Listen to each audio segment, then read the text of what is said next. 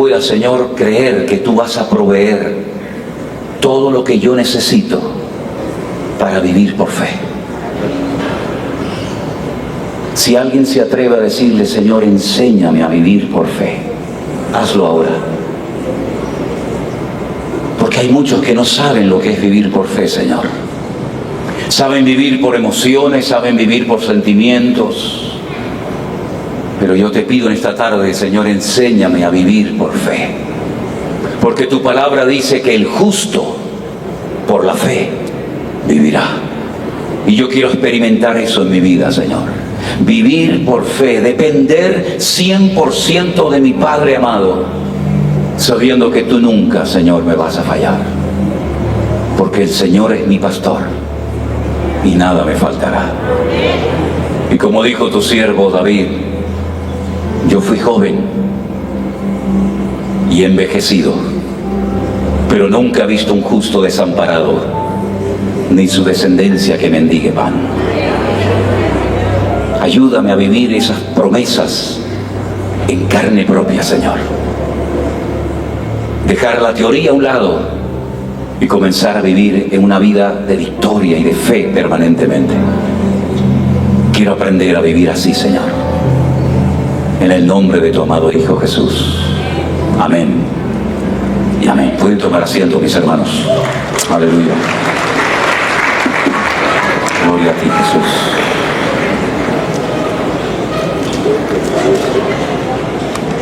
¿Por qué les pedí en esta tarde que oráramos al Señor para que el Señor nos enseñe a vivir por fe? Porque lamentablemente tengo que decir que hay muchos que se llaman cristianos que no saben lo que es vivir por fe. Tienen miedo a vivir por fe. Oyen testimonios, oyen de personas, de ministerios, de pastores, de siervos de Dios que viven o han vivido por fe, pero hay como algo que les impide a dar ese paso y a fiarse de Dios. Si ustedes supieran, hermanos, las preguntas y las cosas que me preguntaba mi padre cuando yo le dije que quería servir al Señor, cuando Él fue el que me llevó a la iglesia, cuando Él fue primero que yo a la iglesia, y Él me preguntaba cuando le dije que quería servir al Señor, ¿de qué vas a vivir? Dime, ¿de qué vas a vivir? ¿Qué te crees que se puede vivir por fe? ¿Qué te crees que se puede vivir predicando el Evangelio? En aquel tiempo yo me convertí en una iglesia muy pequeña, no más de 40 personas. Había 3 jóvenes en la iglesia, uno de ellos era yo. Los cultos de jóvenes eran muy interesantes. 3 jóvenes, increíble. Cuando faltaba uno, imagínate tú, ¿no? Un culto de 2 jóvenes. Había una chica muy flaquita y la otra era muy gordita. Y yo estaba en medio de las dos. Eso eran los cultos de jóvenes. Nunca asistí a un campamento de jóvenes, nunca asistí a un retiro de jóvenes, porque ¿qué campamento íbamos a hacer? 3 jóvenes, imagínate tú, ¿verdad? Y mi padre siempre tenía esa preocupación. Después ya se dio cuenta de que no tenía por qué tener temor, pero siempre me decía, ¿no sería mejor que primeramente sacaras una carrera, que tuvieras una profesión, unos estudios, y después te dedicaras a servir al Señor, no sea que te falle las cosas del Señor, y entonces siempre tendrás algo a lo que agarrarte? Y yo siempre le decía, y le digo a todos hoy en día lo mismo: a ti te puede fallar tu trabajo, a ti te puede faltar el trabajo, a mí nunca me va a faltar el trabajo. A ti te pueden echar de un trabajo, a mí nunca el Señor me va a echar de su obra, de su ministerio, porque la Biblia dice que el llamado es irrevocable, y cuando Dios llama, Dios suple y cubre necesidades. Aleluya. Lo que pasa es que hemos inventado un sistema de vida, los cristianos, que hemos añadido a nuestras vidas al Señor, y hemos pensado que, bueno, tengo trabajo, tengo carrera, tengo coche, tengo, y además también tengo a Dios. Y no es así como el Señor quiere que vivamos. Por eso la iglesia actual tiene muchas cosas, más que cualquier otra generación de creyentes. Tenemos emisoras de radio, emisoras de televisión, hablando de todo esto. Mañana va a ser un día histórico en este país, créanme. No lo hemos buscado, no lo hemos pedido nosotros, pero Dios ha utilizado a hermanos para que mañana por primera vez 18 emisoras de radio emitan en directo el culto que mañana vamos a hacer en todas las frecuencias de radio de este país. Eso es algo histórico, hermanos, créanme. Así que mañana cuando una persona ponga la radio, en cualquier frecuencia a la que vaya, va a escuchar la predicación de la palabra de Dios. En las 18 emisoras que van a estar emitiendo en tiempo real. Es algo realmente increíble. Después a ver si podemos dar la lista de las emisoras y tal vez incluso alguna de televisión, que por primera vez se han puesto todas de acuerdo y no hemos sido nosotros a ellos. Ellos han pedido que les permitamos distribuir la palabra de Dios. Algo increíble, increíble, increíble. ¿Saben a qué me recuerda esto? Cuando el rey de España, da el mensaje de fin de año y en todas las emisoras de radio y de televisión del país, cambies a una o cambies a otra, al único que pueden ver y escuchar es al rey. Esto me recuerda que mañana solamente van a escuchar también al Rey de Reyes y al Señor de los Señores. Fuertes aplausos a nuestro Dios. Aleluya, qué bueno es Dios. Amén. Qué bueno es el Señor, aleluya, qué maravilla. Estamos viviendo tiempos realmente históricos. Y entonces cuando una persona quiere servir al Señor, lo primero que tienes que tener bien claro, que el Señor que llama es el Dios que respalda y es el Señor que bendice. Hoy en día cuando alguien quiere, por ejemplo, ir a una universidad o a una escuela bíblica, pues uno tiene una lista, ¿no? De decir, bueno, en esta me ofrecen estos servicios, en esta está estos maestros, esta me cuesta tanto dinero, y esta es más barata, esta es más económica, esta me queda más cerca de mi casa, la otra me queda más lejos. Pero en los tiempos bíblicos, ¿cómo hacía una persona que quería prepararse y estudiar la palabra de Dios? Iba viajando por todo el país diciendo, ¿cuánto me cobran aquí? Ustedes me van a cobrar mucho, me van a cobrar poco, porque tengo aquí una lista de precios. No se trabajaba así, no se movía la gente así. Era el maestro el que llamaba a los discípulos, y no los discípulos o los alumnos los que buscaban a su respectivo maestro. Y cuando un rabino te llamaba, amigo, ya podías estar tranquilo. Todos tus gastos, todas tus necesidades económicas o de la índole que fueran, el maestro se comprometía a cubrirlas, porque para eso te había llamado y para eso te había escogido. ¿Entienden ahora cuando el Señor Jesucristo le dice a sus discípulos, cuando yo os envié, os faltó algo? Decidme, sed sincero, os faltó algo cuando yo les mandé de 2 en 2, por aquí y por allá? Y dijeron, nada, Señor, nada, maestro, nada nos faltó, porque el Señor que los llama era el Señor que cubría sus necesidades. Y eso no solamente ocurría hace 2000 años, sino que ocurre en el día de hoy. Cuando Dios llama, cuando hemos tenido el honor y el privilegio de haber recibido el llamado de Dios, el Dios que nos llama se encarga hasta del más mínimo detalle de nuestra vida, porque Él no le va a deber nunca a nadie, sino que conforme a sus riquezas en gloria, suplirá todas y cada una de nuestras necesidades para su honra y gloria. Bendito sea Dios. Eso es vivir por fe, creerle a Dios. Creo que Dios va a suplir la ropa que necesito. Creo que Dios va a suplir el dinero para poder rentar o comprar un departamento o un local para hacer reuniones para el Señor. Creo que el Señor me va a proveer los zapatos. Creo que el Señor me va a proveer el agua. Creo que el Señor va a cuidar de mis hijos. Creo que el Señor se va a encargar de todo, porque para eso Él me ha llamado. Y yo quiero que todos en esta noche tengamos claro una cosa: Dios nunca nos va a fallar. ¿Cuántos dicen amén? Dios jamás nos va a dar una promesa y luego se va a olvidar de ella o no lo va a cumplir. Todo lo contrario, hermanos. Hay más de 8000 y pico promesas en la Biblia. Y dice la Escritura que todas son sí y amén en Cristo Jesús. Por lo tanto, usted no tiene que tener ningún temor de nada, ni de nadie. Es más, le digo algo y le soy muy claro y directo.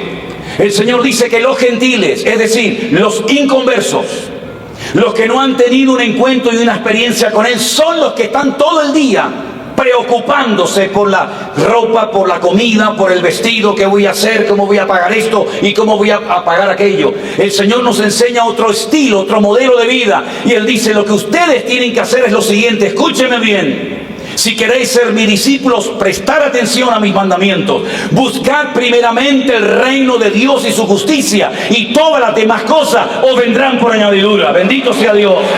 Y si no me creen, si no se fían de lo que les estoy diciendo, observen las aves del cielo. ¿Han visto alguna vez algún ave que sale a trabajar por la mañana con un pico, con una pala, preocupado y angustiado de lo que va a comer o de lo que va a necesitar? Ni uno. Los pájaros se levantan generalmente más temprano que nosotros, los seres humanos. ¿Y qué es lo primero que hacen? Se ponen a cantar. Se ponen a cantar, se ponen a cantar, se ponen a marcar su territorio. Y eso es lo primero que nosotros deberíamos de hacer al levantarnos, cantarle al Rey de Reyes y al Señor de los Señores, gozarnos y alegrarnos y no estar todo el día amargados, nerviosos, preocupados, estresados. Y el Señor se va a encargar de todas y cada una de mis necesidades, porque el Señor es el Dios de la plata y del oro y nunca le va a faltar nada a un hijo de Dios que cree y confía en su palabra. ¿Cuántos dicen amén? Así que, mis queridos hermanos, vivir por fe es posible. Yo llevo 45 años experimentándolo en carne propia. 45 años viviendo por fe. Sé lo que es sentarme a una mesa sin comida y hacer una oración por unos supuestos alimentos que tenían que haber sido puestos en la mesa, pero no los teníamos. Y después de la oración y decir: bendice estos alimentos, Señor, gracias por ellos. Suple a todos tus hijos el alimento en este día en el nombre de Jesús. Amén. Sentarnos y ponernos a hablar un ratito, mirándonos a las caras, mi esposa y yo. Y pasados unos minutos, alguien llegó y tocó la puerta. Abrimos a la puerta, era el cartero. En aquella época se utilizaba algo que se llamaban los giros postales. Era cuando una persona en cualquier parte del mundo sentía mandar un dinero a un amigo, un familiar, un padre, a quien fuera, y entonces el cartero venía y si estabas en casa te daba el dinero y si no te dejaba un papel y tú tenías que ir a cobrarlo al correo. El cartero llegó ese día y nos dijo: ¿alguien les ha mandado un giro postal? En aquella época había una moneda en España que se llamaba las pesetas, ya no existen, hoy en día se llaman los euros. Y alguien les ha mandado 3.000 pesetas en aquel momento. Entonces Elena salió, compró algo de comida y ese día la oración que hicimos de: Señor, gracias por los alimentos que tú has provisto, se cumplió literalmente, porque el Señor no le debe nada a nadie. Y el Señor suplió nuestra necesidad ese día y todos nuestros días de nuestra vida, porque ese es nuestro Dios. Porque si cuando estaba en el mundo Dios me cuidó y me protegió, ¿cuánto más ahora que estoy en su reino y esculpido en sus manos, el Señor proveerá todas y cada una de mis necesidades? Es verdad, habrá tiempos de abundancia, por supuesto, y también de escasez, pero en todo y por todo nos gozamos en Cristo. ¿Por qué? Porque todo lo podemos en Cristo que nos fortalece. Bendito sea Dios. Así que, hermanos queridos, vivan tranquilos, relajados, sin miedo, sin preocupaciones. Dedíquense a lo que tienen que dedicarse. Si hay que orar, oramos. Si hay que evangelizar, evangelizamos. Si hay que ir al culto, vamos al culto. En otras palabras, ponga al Señor siempre en primer lugar en su vida. Y el Señor se va a encargar de sorprenderle cada día. Mire, el factor sorpresa no puede nunca desaparecer de nuestras vidas y de nuestras congregaciones. No tenemos que vivir una vida cristiana religiosa como que ya lo sabemos todo y ya lo entendemos todo. No, hermanos. Tenemos que tener siempre el factor sorpresa vivo y latente en nuestras congregaciones. El hecho de estar aquí es un milagro, ¿verdad, Jeremías? Es un milagro. ¿Cuánto cuesta esto, hermano? ¿Cuánto cuesta esto? ¿A usted cuánto le ha costado estar aquí? ¿Cuánto le han cobrado en la entrada por entrar? Si alguien le ha cobrado para entrar aquí, ya le pueden estar devolviendo el dinero. Porque este evento no lo hemos hecho para recaudar dinero. Yo no soy como algunos que dicen: yo no voy si no me dan tanta cantidad de dinero. Hay gente que se mueve en el ministerio de esa manera. Tienen como un caché y dicen: yo necesito o quiero tanto dinero. Hace poco fue a España un predicador muy famoso de Estados Unidos. Yo por supuesto no fui, evidentemente, pero él pedía 1.000.000 de euros. Porque el Señor había puesto en su corazón que tenía que ir a España. Menos mal que se lo puso el Señor que fuera a España, Pues si el Señor querido te puso en tu corazón que fueras a España, aunque tuvieras tú que poner plata para predicar, tenías que haberla puesto, porque si el Señor me pone a mí algo en mi corazón, con dinero o sin dinero, yo sé quién es el Rey, y el Rey es el Señor Jesucristo, y Él se va a encargar de todo. Bendito sea Dios. Pero es así como se mueve mucha gente. Pero esto que ustedes ven es un regalo, una bendición del Señor, porque ha habido gente que ha sentido en su corazón proveer para que esas sillas alquiladas usted las pudiera utilizar en esta tarde, y este equipo de sonido y este salón maravilloso. Por eso, mis queridos hermanos, cuando nosotros hacemos nuestra parte, usted no tiene que tener ningún temor en absoluto de que si está moviéndose no por emociones, ojo, no por sentimientos, sino por la voluntad de Dios, porque dice Romanos capítulo 8 que los verdaderos hijos de Dios son los que son guiados por el Espíritu Santo de Dios. Cuidado con eso. No es por afán de protagonismo, no es por dinero, por ganancia deshonesta, no, sino porque Dios ha puesto en mi corazón que hagamos esto o que hagamos aquello. Si el Señor le ha puesto en su corazón carga por hacer algo, no se preocupe, más bien ocúpese de agradar al Señor, y Él se va a encargar hasta del más mínimo detalle de su vida. Ya sé que para algunos lo que les estoy diciendo les suena a japonés, les suena a chino, porque algunas personas viven con el temor de decir, pero ¿y si Dios me falla? Dios nunca te va a fallar, mi querido hermano. El Señor es fiel y el Señor nunca te va a abandonar, y dice que ninguno de los que creemos en Él seremos avergonzados, sino todo lo contrario. Y el mundo está, hermanos, necesitando ver a un pueblo que verdaderamente no solamente se goza y alaba y glorifica al Señor, sino que vive lo que dice que cree. Porque no hay nada peor que una persona que diga que cree una cosa y después con sus hechos la niega o hace algo todo lo contrario. Así que por lo tanto, mis queridos hermanos, confiemos en el Señor. La fe es un ingrediente fundamental para poder vivir una vida cristiana victoriosa. Sin fe es totalmente imposible. Eso es, agradar a Dios. No se puede agradar a Dios si usted no tiene fe. Evidentemente, cuando vamos a la Biblia y analizamos este tema, nos encontramos expresiones como grande es tu fe, o también esta otra que dice hombre de poca fe, ¿por qué dudaste? Y nos encontramos a personas que el Señor las admiró y las alabó públicamente por la fe que demostraron tener. Y también el Señor llamó y corrigió y amonestó a Pedro en un momento determinado porque dudó, y le dijo, ¿por qué dudaste? Hombre de poca fe.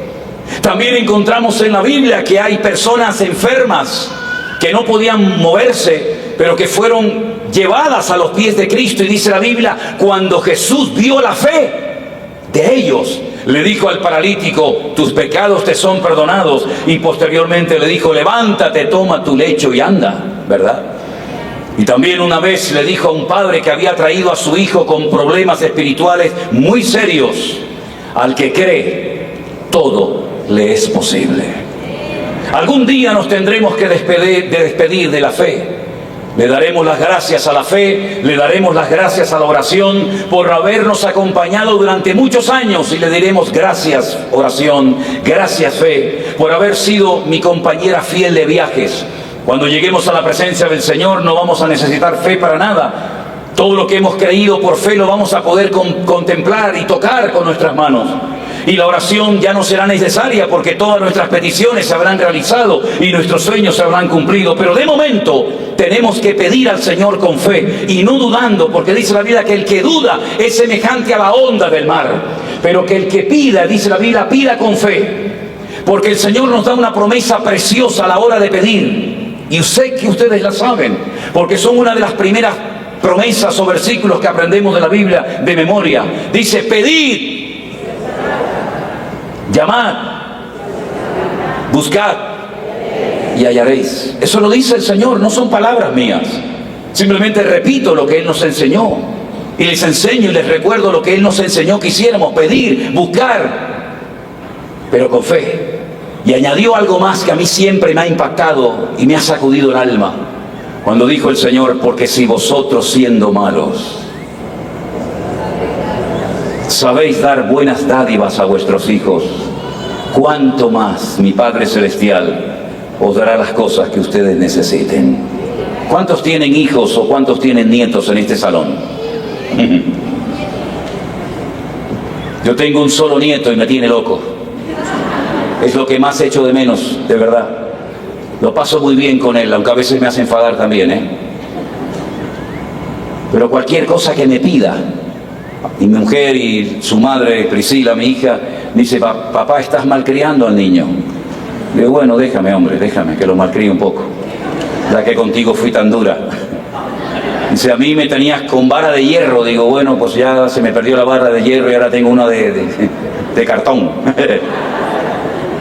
Y cuando entra a mi oficina, me toca las guitarras, me las desafina. Digo, madre mía, me deja todo desordenado. Le digo, ven aquí, ordéname todo. Sale corriendo, más así.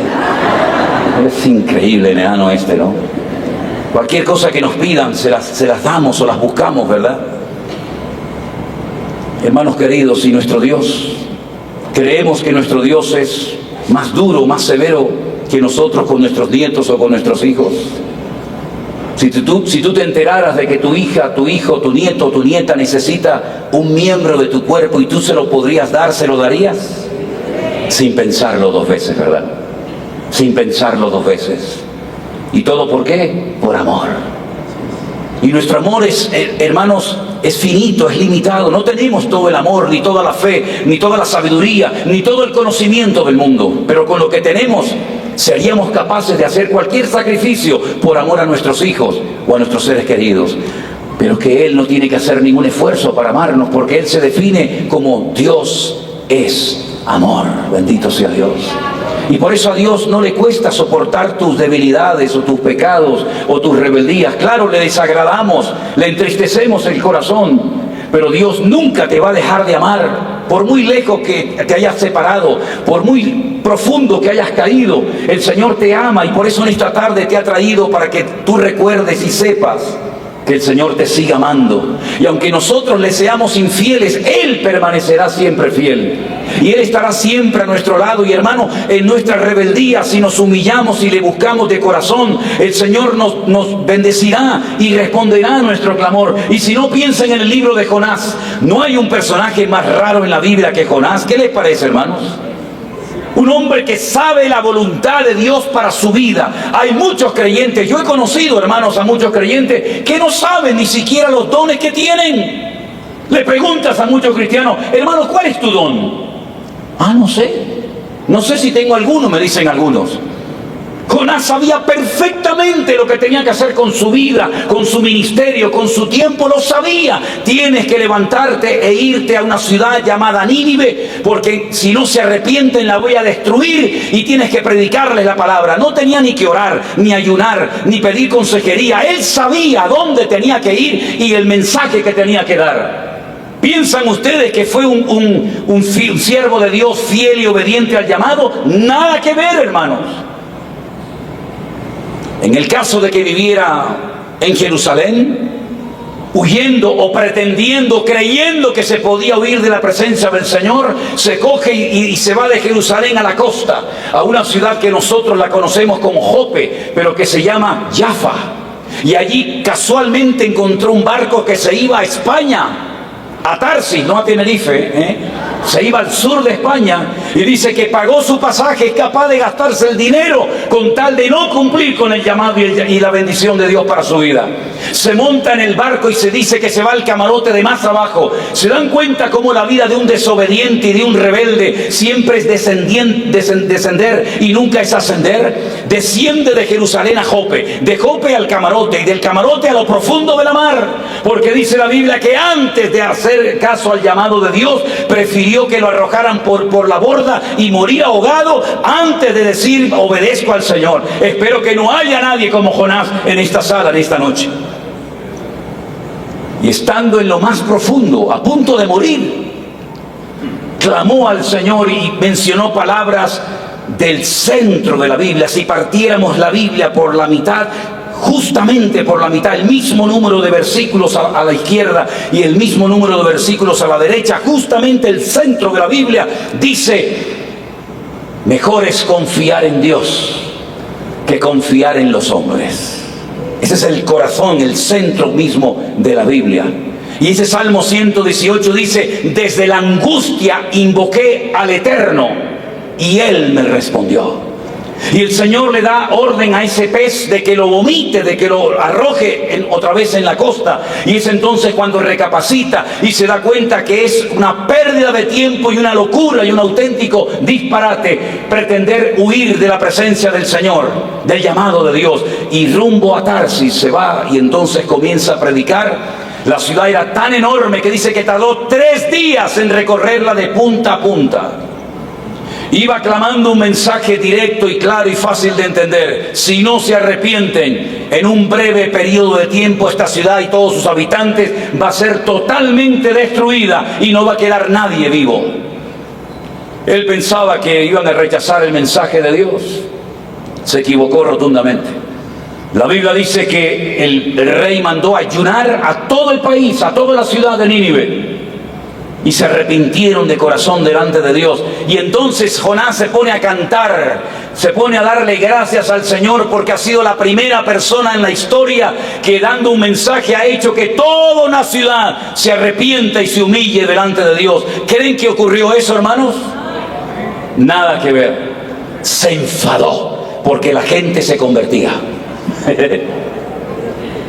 Porque él sabía que cuando la gente fuera expuesta al mensaje de la palabra de Dios, corría el riesgo de que la gente se arrepintiera, se convirtiera y por lo tanto el Señor les perdonara. Y eso fue lo que ocurrió. Toda la ciudad se humilló delante del Señor y el Señor la perdonó. Por lo menos tuvieron un tiempo de gracia, porque tiempo más tarde Nínive fue destruida, ¿verdad?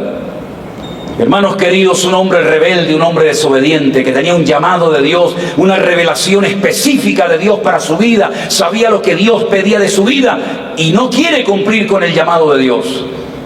Y hermanos queridos, hoy vivimos tiempos en los que hay gente que ha oído miles de sermones, ha estado en miles de cultos o de reuniones, campamentos, retiros, ha escuchado por internet, por YouTube, por Facebook, en la iglesia, en todas partes.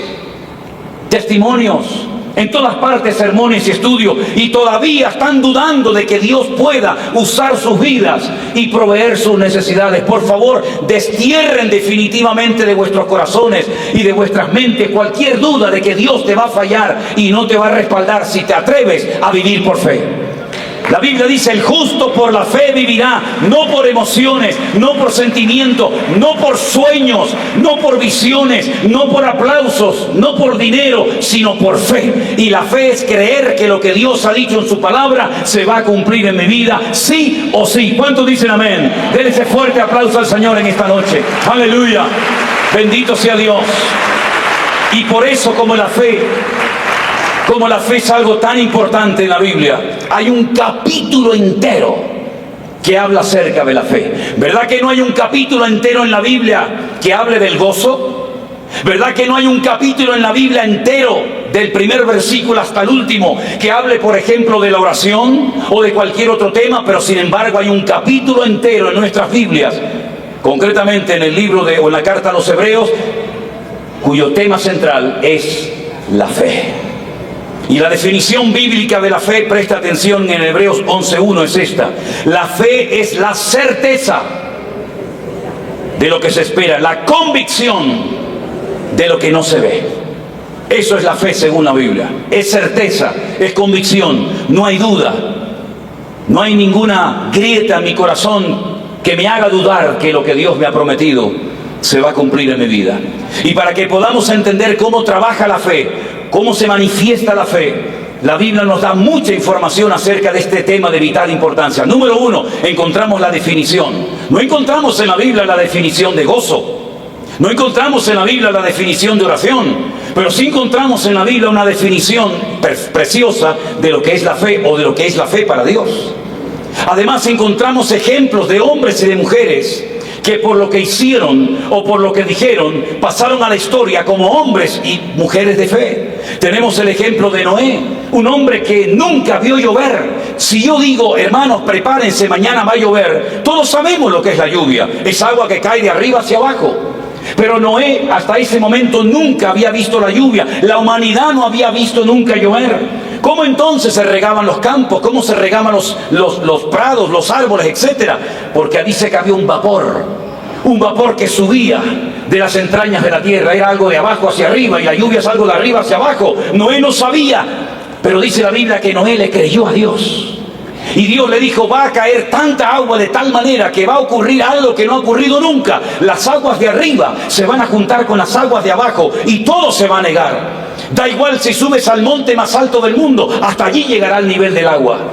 Cuando el Señor en Génesis capítulo 1 comienza a dar órdenes a la creación, me llama mucho la atención que cuando Él dijo, sepárense las aguas, y dice que las aguas se separaron, luego estaban todas juntas, era como un globo de esto, lleno de agua. Él dio una orden y parte de esas aguas, millones de toneladas de metros cúbicos de agua, se separaron las unas de las otras y se fueron arriba, y las otras se mantienen abajo y nunca más se han vuelto a juntar.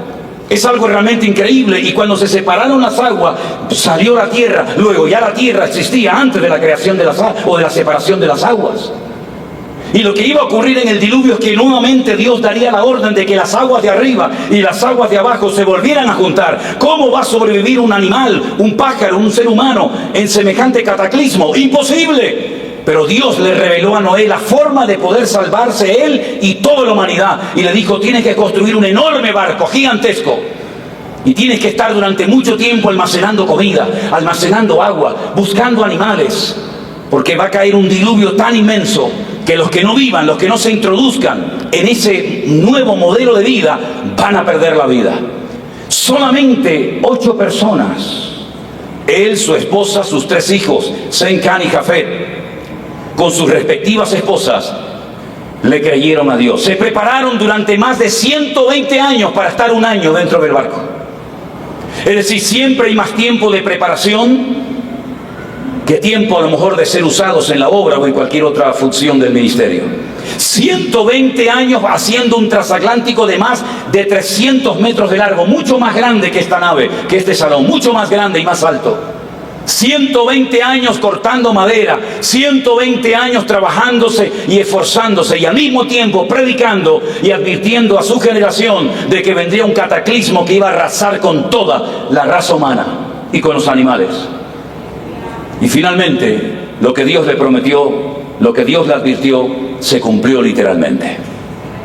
Y en el capítulo 11 del libro de Hebreos usted encuentra que por la fe Noé se preparó durante 120 años, y gracias a la fe, a la constancia y perseverancia de ese hombre, tú y yo estamos en este lugar, en este día. Si Noé hubiera dudado de Dios, si no se hubiera preparado, si no hubiera construido Noé el arca, la raza humana hubiera sido arrasada de la faz de la tierra y se hubiera perdido todo lo que Dios había creado.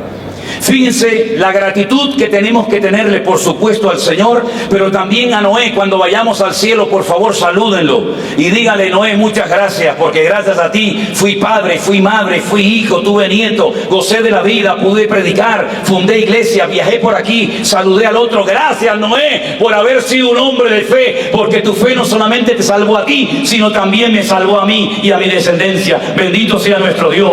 La fe es contagiosa y la fe salpica generaciones. Aleluya, gloria a Dios. Qué tremendo personaje, qué tremendo hombre, de verdad, increíble. Una fe constante, una fe perseverante, un día y otro día, un mes, una semana, un año, hasta que finalmente dijo: Señor, terminé tu obra, ¿ahora qué hacemos? Métete dentro. Dice que Jehová su Dios cerró la puerta y comenzó a llover durante 40 días y 40 noches permanentemente, hasta que finalmente todo desapareció. Y saben, ahora he estado recientemente en Turquía, y saben dónde se posó el arca de Noé y dónde sigue estando: en el monte Ararat. Allí hay toneladas y toneladas de madera en lo alto de aquel inmenso monte, como testimonio de que el arca de Noé y el diluvio existieron hace miles de años atrás. Podríamos estar días, semanas, meses y probablemente años hablando de todos los hombres y mujeres que a lo largo de la historia, por lo que hicieron, por lo que dijeron y vivieron por fe, han sido una bendición y un ejemplo y una fuente de inspiración para todos y para cada uno de nosotros. Quiero mencionar algunos personajes. Miren, por ejemplo, Abraham. Abraham vivía muy bien. Abraham vivía en lo que es hoy en día Kuwait, Ur de los Caldeos. No sabemos cómo llegó el conocimiento de un Dios único a su vida, no lo sabemos. Él vivía en medio de una sociedad politeísta, donde adoraban a todo tipo de imágenes. Pero sin embargo, él un día oye la voz del único Dios vivo y verdadero que existe. Y Dios le dijo: sal de tu tierra, sal de tu parentela, a la tierra que yo te mostraré. Pero ¿dónde está esa tierra? ¿A dónde voy? ¿Al norte? ¿Al sur? ¿Al este? ¿Al oeste? Dice que salió sin saber a dónde iba. A veces va a haber momentos en la vida que vamos a saber lo que tenemos que hacer y decir. Pero habrá muchos momentos que le vamos a decir en una sincera oración al Señor: Señor, no sé lo que tengo que hacer, ayúdame. Y es en ese momento cuando se atacaban las fuerzas y tu sabiduría y tu conocimiento, etcétera, etcétera, cuando Dios te va a decir: tú sigue adelante, que yo soy tu luz y tu salvación. Y dice que este hombre salió sin saber a dónde iba, pero según iba caminando, según iba avanzando y dejando atrás su pasado para adentrarse en una vida de aventura con Dios, fue descubriendo la esencia de Dios, los nombres de Dios, la naturaleza de Dios, y sobre todas las cosas se fue dando cuenta de que merece la pena renunciar a algo para obedecer y para agradar a Dios. Las promesas de Dios no se iban a cumplir en donde él vivía. Él tenía que romper con estructuras, con la sociedad, con la familia, con el materialismo, y aprender a fiarse de Dios. Y cuanto más se alejaba de Ur de los Caldeos, más se acercaba a la tierra prometida. Repito, salió sin saber a dónde iba, pero en Hebreos, no en el libro del Génesis, curiosamente, sino en la carta a los Hebreos capítulo 11 dice que salió sin saber a dónde iba, pero buscaba la ciudad cuyo arquitecto y fundador es Dios. A ver, vamos a repetir esto. Vamos a repetir esto. ¿Cómo? Entiendo que Abraham recibió un llamado para salir de Ur de los Caldeos, para ir a un lugar que Dios le fue revelando paulatinamente, progresivamente dónde se encontraba, pero no he entendido lo de que salió buscando la ciudad cuyo arquitecto y fundador es Dios. Y dice que la vio y dijo: ahí está, mírenla, esa es la ciudad que Dios ha construido, esa es la nueva Jerusalén que yo la he podido ver y la saludo y algún día estaré en ella. Bendito sea Dios. Esto es algo increíble que nos vuela, que nos rompe la cabeza. ¿Cómo que vio la ciudad cuyo arquitecto y fundador es Dios? Si Cristo no había nacido, si no había evangelio, no había Israel, no había iglesia, no había templo, no había nada. ¿Cómo que la ciudad nueva de Jerusalén estaba ya construida antes de que el Señor Jesucristo muriera y resucitara en la cruz? Es que el Señor lo tenía ya todo preparado desde la eternidad para que tú y yo no vivamos perdidamente, sino sepamos que tenemos un destino eterno que se llama la Nueva Jerusalén, que nos está esperando a todos. Fuertes aplausos a nuestro Dios. ¡Aleluya! Gloria a Dios. Calles de oro, puertas de perla, ya está preparada, mi hermano, para ti y para mí. Por eso el Señor le dice a Felipe: Felipe, hermanos míos, discípulos queridos míos, si creéis en Dios, creed también en mí. En la casa de mi Padre muchas moradas hay. Si así no fuera, yo os lo hubiera dicho. Voy pues a preparar un lugar para vosotros, para que donde yo esté, vosotros estéis conmigo. ¿Y sabéis a dónde voy? ¿Y sabéis el camino? Ay, Señor, perdona.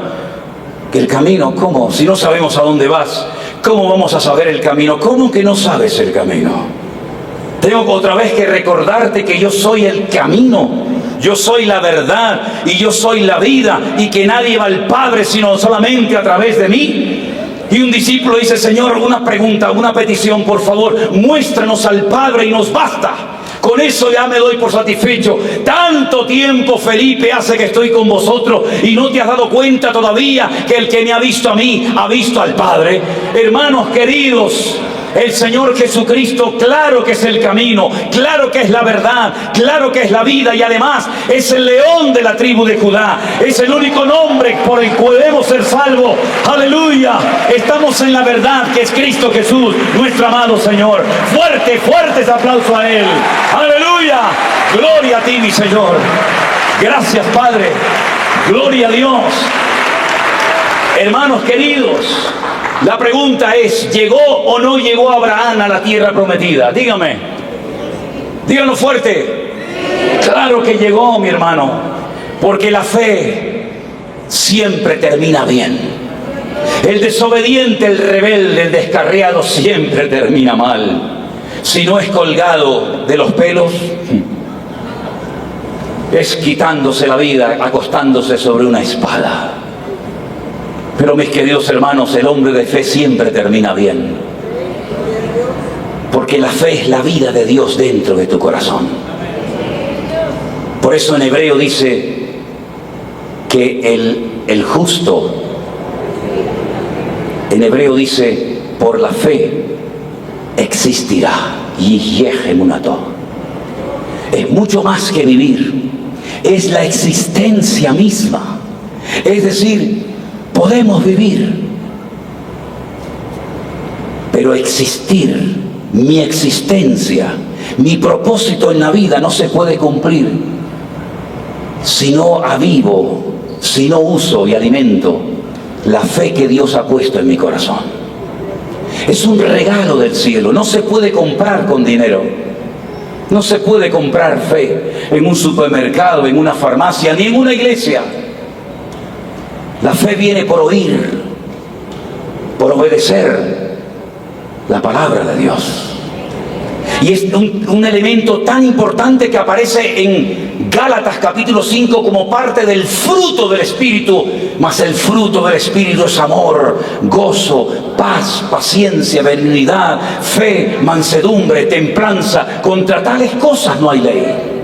Y es tan importante la fe que también aparece en 1 Corintios capítulo 12 como uno de los 9 dones del Espíritu Santo: discernimiento de espíritu, profecía, don de lenguas, palabra de sabiduría, fe, milagros, etc. En otras palabras, la fe es el elemento indispensable, hermanos queridos, para poder vivir una vida cristiana victoriosa y poderosa en el Señor. Si no tenemos carro, no importa, vayamos en el colectivo, en el autobús, y si no, caminando. Pero no se puede vivir sin fe. Podemos vivir sin luz, podemos vivir sin carro, podemos vivir en una cueva, podemos prescindir de miles de cosas en la vida, pero por favor no pierdas la fe, que es lo que el mundo nos quiere quitar. Aviva la fe, porque sin fe es imposible agradar a Dios. La fe es fundamental y hoy en día más que nunca. Aleluya. Ahora déjenme que les diga algo. La fe no es ser un idiota, y perdonen la expresión. La fe no es ser un cretino, un imbécil. Bueno, ustedes tienen fe porque como ustedes todo lo arreglan con la fe. Y algunos me dicen, yo lo que creo es en la ciencia. ¿En cuál? Yo creo, me dicen algunos, en el Big Bang, me dicen. ¿En quién? En el Big Bang, digo yo también. ¿Cómo? Sí, yo también. Y yo creo en la ciencia, digo yo también. Pero la verdadera ciencia no contradice a la palabra, sino que ambas se complementan. Y la ciencia ha descubierto no hace muchos años cosas que la Biblia ya las había dicho hace miles de años. En este planeta Tierra se mandó a la hoguera por parte de los papas de Roma a personas porque decían que la Tierra era redonda. Papas católicos mandaron a la hoguera a personas por decir que la Tierra no era plana, sino era redonda. Pero la Biblia ya decía desde los tiempos del profeta Isaías que el Señor nuestro Dios está sentado sobre el círculo de la tierra. Y la Biblia nos habla del peso del viento. Y la Biblia nos habla de elementos químicos. Y la Biblia nos habla de un montón de cosas que la ciencia descubrió hasta el otro día. Y es que la verdadera ciencia no va en contra de la Biblia, ni la Biblia va en contra de la ciencia. Pero no se olviden de que la ciencia va cambiando. Lo que hoy se cree, mañana se duda, o viceversa. Pero el cielo y la tierra pasarán, pero la palabra de Dios permanece para siempre. Por eso mi fe no está en el hombre, no está en la ciencia, está en un Dios verdadero, vivo y poderoso, en el nombre de Jesús. Aleluya. Alguien me dijo una vez: ¿usted me puede demostrar que Dios no existe? O que Dios existe, perdón. Le dije, vamos a hacer algo. Te doy 1.000 euros ahora mismo. 1.000 euros ahora mismo. Si tú eres capaz de subir aquí arriba y demostrarme que Dios no existe. Cuando lo hagas, yo te demostraré que Dios existe. Llevo 45 años desafiando en público, en universidades, en cárceles, en todas partes a la gente, diciéndole, te doy lo que me pidas, si eres capaz de demostrarme científicamente que Dios no existe. Cuando tú lo demuestres, yo te demostraré si Dios existe o no. Y todavía estoy esperando, si aquí hay alguna persona que se atreve, los 1.000 euros son tuyos. Pero me temo que tampoco en Guatemala no vamos a encontrar a nadie. Porque si quieres echar mano del método científico para demostrar que Dios no existe, no te va a funcionar, porque ese método no se inventó, no se creó para demostrar la existencia o no existencia de seres humanos. Por el método científico tú no puedes demostrar que hoy estás aquí. Por el método científico tú no puedes demostrar que te llamas Juan, Pedro, Antonio, Juanita o como quiera que te llames. Por el método científico tú no puedes demostrar muchas cosas porque ese método, ese sistema no se inventó, no se creó, no se diseñó para probar la existencia o no existencia de seres humanos. Pero mis queridos hermanos, cuando vamos a la palabra de Dios, nos encontramos que ese Dios aparentemente impersonal, aparentemente lejano y distante a nuestra existencia, se ha acercado a nosotros. No es que nosotros nos hemos acercado a Él, no te confundas, amigo. Él se acercó a nosotros, porque nos amó de tal manera, de tal magnitud, que vino y se hizo hombre y se encarnó y habitó entre nosotros y vimos su gloria. Y a mucha gente le digo, tú quieres creer para ver, tú quieres ver para creer, vente conmigo a Israel, vente conmigo a Israel. Y te voy a demostrar cómo sale agua de las piedras, cosa que nunca seguramente has visto en tu vida. Y vas a poder ver la Biblia, no hace falta ni que la leas, allí la vas a poder ver. Y te vas a dar cuenta de cosas tremendas que Dios ha hecho a lo largo de la historia, que han quedado como señales, como evidencia en el camino, para que la humanidad tenga puntos de referencia y sepa que la fe, como algunos dicen, no es ciega. La fe mía no es ciega. La fe mía es comprobable. Y hay muchas formas de demostrar que la palabra de Dios, que la Biblia es la palabra de Dios y el Corán, por ejemplo, no lo es. Y podemos demostrar que nuestra fe no es ciega porque aparte de lo que la Biblia dice, podemos además experimentar en carne propia, personalmente, un encuentro y una experiencia con el Dios del cielo y de la tierra. Y eso es lo que yo te invito a que tú tengas a partir de hoy, una relación personal con el Dios creador, con el Dios que se humanó, con el Dios que se encarnó, se hizo hombre y habitó entre nosotros y vimos su gloria. Si el Señor Jesucristo no existiera, si la Biblia fuera mentira, yo no tendría ningún motivo para estar aquí lejos de mi casa en esta noche. Sinceramente, no me mueven motivos económicos ni de ninguna índole.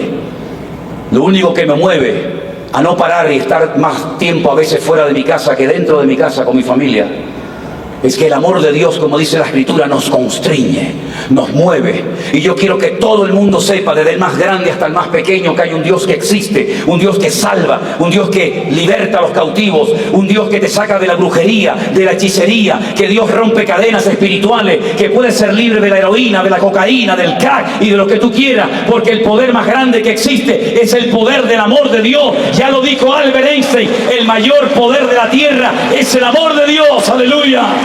El amor de Dios movió a Dios a enviar a su Hijo unigénito al mundo. Si tú no tienes ese amor, esa presencia en tu corazón, tú no estás disfrutando de la vida. Eres un muerto viviente. ¿Sabes lo que es un muerto viviente? Una persona que cree que está vivo, pero está muerto. Por eso cuando entendemos lo que es un encuentro, una experiencia personal con Cristo, entendemos las palabras de Pablo a los hermanos de la iglesia de Éfeso, cuando les dice, escuchadme bien, Él os dio vida cuando estabais muertos en vuestros delitos y en vuestros pecados. ¿Cómo que yo estaba muerto? Sí, yo estuve muerto. Y el día que me encontré con Cristo, mi espíritu renació y me encontré con el autor de la vida. Yo comía, yo viajaba, yo respiraba, yo iba de un lugar a otro, pero era un muerto espiritualmente hablando. Pero ahora estoy vivo porque el Espíritu Santo de Dios me dio vida y vida en abundancia, bendito sea Dios. Si tú no tienes esa vida, hoy tú la puedes tener, mi hermano y amigo. Porque tú no estás en este salón por casualidad. Tú no has venido aquí simplemente para pasar una tarde más o menos entretenida, no. Hay un propósito eterno, hay miles de personas, hay ángeles del cielo en este momento pendientes de esta reunión, porque sabían que tú hoy aquí ibas a estar, y el Señor estaba esperándote y llamando y llamando y llamando a tu corazón. Te buscó de niño, te buscó en el vientre de tu madre, te buscó en una iglesia, te buscó en la universidad, te buscó en la calle, te ha buscado toda la vida, hasta que por fin hoy te ha traído a este lugar, para que lo conozcas y nunca más te sientas solo, incomprendido o abandonado, sino que sepas que Dios te ama, Dios te ama, Dios te ama, Dios te ama, Dios te ama, y murió por ti y resucitó al tercer día, aleluya. Y hoy quiere cambiar tu vida, bendito sea Dios. Cuando yo entendí esto y me entró en la cabeza que Dios me había amado desde el vientre de mi madre, entendí por qué mi madre a los 7 meses podía haberme abortado cuando se cayó rodando por una escalera porque un perro la atacó, y yo podía haber muerto ese día, pero Dios me cuidó. Y yo entendí por qué cuando me caí de aquel árbol, y cuando me atropelló aquel coche, y cuando me caí de aquel muro, y cuando me caí de aquel edificio, y ahí entendí por qué Dios me había cuidado, para que yo hoy estuviera aquí hablándote de Él, hablándote del amor de Dios, aleluya. Dios tiene un plan maravilloso para tu vida, bendito sea Dios. Yo nunca pensé dedicarme a esto, jamás. Nunca pensé ser pastor, nunca pensé en viajar a ningún lado, nunca pensé estar rodeado todo el santo día de gente. Al contrario, perdonen que les sea sincero, pero donde había gente yo salía corriendo. Las fotos las odié toda mi vida, para mí lo más ridículo. Y miren dónde me ha metido el Señor. Miren dónde me ha metido el Señor. Jamás en mi vida pensé hablar en público. Yo era la persona más cerrada y tímida y rara del mundo. Me daba vergüenza hablar a la gente, me caía mal todo el mundo, era rebelde sin causa. Estuve en 20.000 lugares, empecé 20.000 cosas y no terminé ninguna porque todo me aburría, todo me daba una insatisfacción constante y permanente, hasta que un día le dije en una iglesia pequeña allí en Canarias: yo no sé si esto es verdad, Dios. Yo no sé si esta gente es tan locos más que yo, o todo esto es verdad, pero si verdaderamente tú existes, yo quiero cambiar, yo quiero conocerte. Repito, no sé si es verdad, no sé si me estás oyendo, no sé si me estoy volviendo loco como esta gente, pero si tú existes de verdad, yo hoy quiero dormir, por favor, Dios, yo quiero dormir. Quiero que me quites estos demonios que llevo dentro, que no me dejan en paz. No quiero ver estas sombras y estas voces. No quiero tener miedo, Señor. Si tú existes, cámbiame la vida. Y Dios me oyó. Dios me oyó. Y cuando yo miraba así, ahí estaban al lado. Y cuando miraba así, ahí estaban riéndose de mí. Pero cuando yo cerré mis ojos y oré a Dios, desaparecieron y nunca más me atormentaron. ¿Y saben qué, hermanos queridos? Me di cuenta de que Dios existe, no porque lo diga este libro, no porque lo diga un pastor, o un reverendo, o un apóstol, sino porque yo lo he vivido en carne propia. Y yo estuve durante muchísimos años, incluso siendo pastor y a punto de ir a predicar. Durante el culto muchas veces decían: pero ¿dónde está? ¿Ha venido? ¿No ha venido? ¿Dónde está? Y yo estaba dentro de una sala y no paraba de sangrar por mi nariz, y sangraba y sangraba y sangraba, porque había consumido tantas cosas por mi nariz que tenía un tabique así de fino, un tabique nasal así de fino. Un simple golpe, un simple movimiento ahí comenzaba a sangrar, un pañuelo por aquí, un pañuelo por allá. Para colmo, después me asfixiaba, se me quedaba cerrada la nariz, me asfixiaba. Y así estuve años, hasta que una noche, desesperado, en Argentina, en Buenos Aires, me estaba muriendo, hermanos. Estaba comenzando a asfixiar y le dije a Elena: estoy muy mal, No tengo la medicina, no tengo nada, no tengo el spray, no tengo las gotas, no tengo nada. Estoy desesperado y estoy en un monte, ¿qué hago?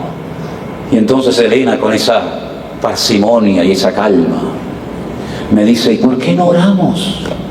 Le dije, orar siempre, siempre acá con lo mismo. Yo quiero mis gotas, yo quiero mi medicina. Era como un drogadicto, hermanos. No podía vivir sin eso. Las tenía aquí en el bolsillo, en el pantalón, en el coche, en todas partes tenía aquellos spray, aquellas gotas que las necesitaba. A veces ya ni me hacían nada, pero me calmaban. Entonces me dice, vamos a orar. Cierra tus ojos, me dijo. Cerré los ojos. Honestamente les digo, entendí lo que significa cuando vio el Señor la fe de ellos, porque yo en ese momento no tenía ninguna. Y le dije, venga, vamos a orar, venga, termina rápido, le digo, date prisa. Cerré los ojos, me puso su mano en el pecho y me dijo, Señor, por favor, ten misericordia de Manolo. Ayúdalo, sánalo, ábrele sus pulmones y quítale esto definitivamente de su vida. Año 1990, muchos de ustedes no habían nacido. Y cuando yo dije amén, me entró un aire fresco en mis pulmones y nunca más volví a usar ni spray, ni gotas, ni nada. He respirado de maravilla, corro, nado todos los días, salto, brinco y jamás en mi vida me ha vuelto a dar nada. ¿Saben por qué? Porque el Señor me liberó, el Señor me salvó y el Señor me sanó. Porque Él está vivo y le doy hoy toda la gloria y toda la honra a mi Señor. Pido un aplauso fuerte para Él que está esta tarde entre nosotros. ¡Aleluya! ¡Gloria a Dios! Gracias, Señor Jesús. Gracias, Señor Jesús. Hermanos queridos, yo les podría hablar de Él años enteros, porque me enamoré de Él. Me enamoré de mi Dios. Y sé cuándo está en un lugar y cuándo no está. Y puedo decirles, no por quedar bien delante de ustedes, que en este momento Él está en este lugar. Y voy a despedirles algo. Que cerremos nuestros ojos. Voy a pedirle a nuestro hermano Jason que pase un momentito y vamos a pedirle al Señor algo que tal vez usted nunca se ha atrevido a pedirle, pero yo lo he hecho en varias ocasiones y es maravilloso. ¿Y saben lo que es? Decirle, Señor, ven donde estoy ahora sentado y ora por mí. Aquí hay gente que necesita un milagro. Aquí hay gente que ha padecido o está padeciendo un cáncer en su cuerpo en este momento. Aquí hay gente que tiene enfermedades, aquí hay gente que tiene dolores, aquí hay gente que tiene problemas muy graves. Y yo no les puedo ayudar, créame, soy un ser humano exactamente igual que tú. Pero como yo sé que Él está aquí en este momento, pídele, Señor, acércate a mi silla. Pon tus manos sobre mi cuerpo, Señor. Y sáname ahora de mi enfermedad. Aleluya. Atrévete a pedirle al Señor que pasee por ti, que ore por ti y que se lleve esa dolencia y enfermedad. Oh, gracias, Señor Jesús. Comienza a pasearte en este lugar, mi amado Señor. Oh, gloria a Jesús.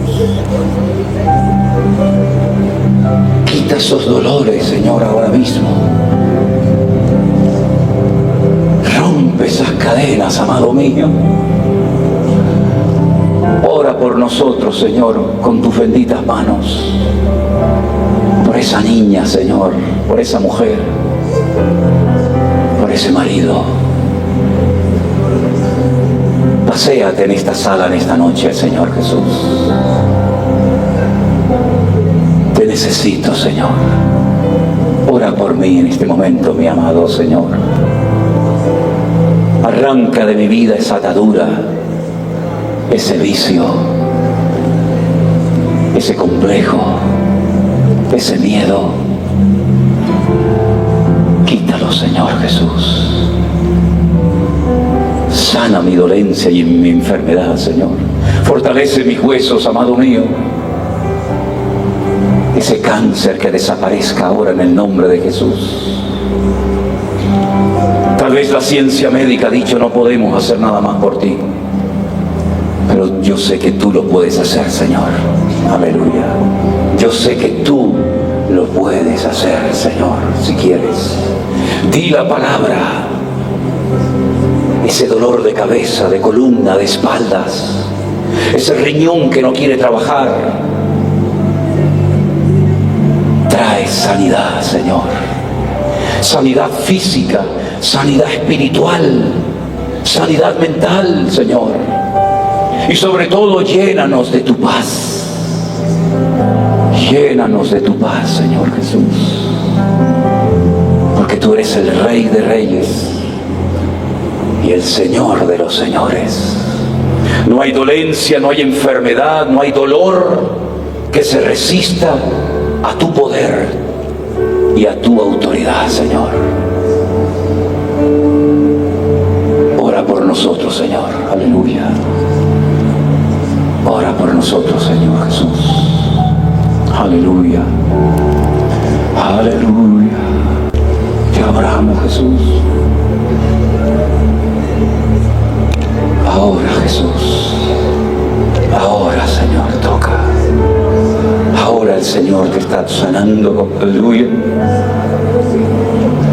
Sí. Ahora el Señor te está sanando. Gracias, Señor. Ahora el Señor te está liberando. Gracias. Ahora recibo mi milagro, Señor. Ahora oro por esa hija, por ese hijo enfermo, para que tú te lleves esa enfermedad, Señor. Para sorpresa de los médicos, para que vean que mi Dios es poderoso. Y cuando el hombre dice no se puede, tú dices sí se puede. Porque para el que cree, todo es posible. Aleluya. Gracias, Señor Jesús. Gracias, Señor Jesús. Rey de reyes, Señor de señores, admirable. Consejero, Dios fuerte, Manuel, Dios con nosotros. Y el Cordero que fue inmolado, eres digno de tomar el poder, las riquezas, la sabiduría, la fortaleza, la honra y la gloria y la alabanza por los siglos de los siglos. Amén. Levántate delante del Rey y di conmigo: Rey de reyes, Señor de señores, admirable. Consejero, Dios fuerte, Manuel, Dios con nosotros. Y el Cordero que fue inmolado, eres digno de tomar el poder, las riquezas, la sabiduría, la fortaleza, la honra y la gloria y la alabanza por los siglos de los siglos. Amén. Vamos todos. Rey de reyes, Señor de señores, admirable. Consejero, Dios fuerte, Manuel, Dios con nosotros. Y el Cordero que fue inmolado, eres digno de tomar el poder, las riquezas, la sabiduría, la fortaleza, la honra y la gloria y la alabanza por los siglos, siglos de los siglos. Amén. Fuerte, hermano. Rey de reyes. Aleluya.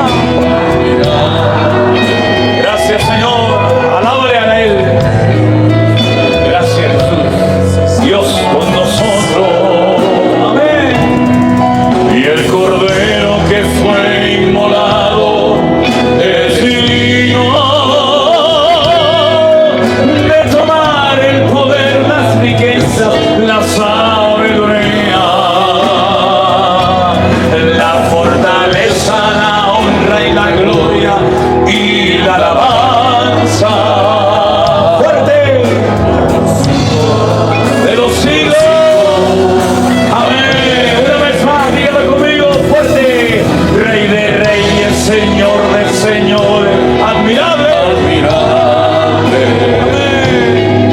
Consejero, Dios fuerte, Manuel, Dios con nosotros. Y el Cordero que fue inmolado, peregrino de tomar el poder, las riquezas, la sabiduría, la fortaleza, la honra y la gloria y la alabanza por los siglos de los siglos. Amén. Por los siglos. Yo creo que en un tema de trascendental importancia, hoy a la mañana predicaba a través de las redes sociales, a través de Zoom, a nuestra iglesia en Colombia. Había un grupo precioso, tuvieron un grupo de alabanza, un tiempo de alabanza muy lindo, y les compartía algo de lo que voy a leer y compartir con ustedes en esta tarde. Segunda de Corintios capítulo 12, Pablo abre su corazón y cuenta algo que le está sucediendo. Si él no lo hubiera contado, nunca hubiéramos sabido este problema, entre comillas, que él estaba atravesando. No sabemos durante cuánto tiempo tuvo este aguijón o esta espina, como también se traduce en otras versiones, pero vamos a leer el porqué de este sufrimiento en relación a lo que hablábamos el jueves. ¿Cuáles son tus puntos fuertes y cuáles son tus puntos débiles? Leamos la palabra de Dios en 2 de Corintios 12:1. Aunque van a ver que él está hablando como si fuera de otra persona, en tercera persona, es él el que está contando una experiencia como si fuera otro hombre. Ciertamente no me conviene gloriarme, pero vendré a las visiones y a las revelaciones del Señor. Conozco un hombre en Cristo, es él, que hace 14 años, si en el cuerpo no lo sé, si fuera del cuerpo no lo sé, Dios lo sabe, fue arrebatado hasta el tercer cielo, es decir, hasta la misma presencia de Dios. Y conozco al tal hombre, si en el cuerpo, fuera del cuerpo no lo sé, Dios lo sabe, que fue arrebatado al paraíso, donde oyó palabras inefables que no le es dado al hombre expresar. De tal hombre me gloriaré, pero de mí mismo en nada me gloriaré, sino en mis debilidades. Sin embargo, si quisiera gloriarme, no sería insensato, porque diría la verdad. Pero lo dejo, para que nadie piense de mí más de lo que en mí ve u oye de mí. Y para que la grandeza de las revelaciones no me exaltase desmedidamente, me fue dado un aguijón en mi carne, un mensajero de Satanás que me abofetee, para que no me enaltezca sobremanera. Respecto a lo cual 3 veces he rogado al Señor que lo quite de mí. Y me ha dicho: bástate mi gracia, porque mi poder se perfecciona en la debilidad. Por tanto, de buena gana me gloriaré más bien en mis debilidades, para que repose sobre mí el poder de Cristo. Por lo cual, por amor a Cristo, me gozo en las debilidades, en afrentas, en necesidades, en persecuciones, en angustias, porque cuando soy débil, entonces soy fuerte. ¿Cuántos dicen amén? Qué experiencia, ¿no? Qué experiencia tan tremenda. Estuvo en la misma presencia de Dios, en lo que él llama el tercer cielo o el paraíso, es lo mismo. Y dice que allí vio y escuchó cosas que el Señor nunca le permitió compartirlas, ni con su palabra cuando visitaba las iglesias, ni en las cartas, sino que cuenta por encima la experiencia, pero que sin lugar a dudas tuvo que ser algo realmente tremendo. Cuando el jueves hablamos acerca de la importancia de reconocer nuestras debilidades, nuestros puntos débiles, yo quisiera dejar bien claro que una cosa es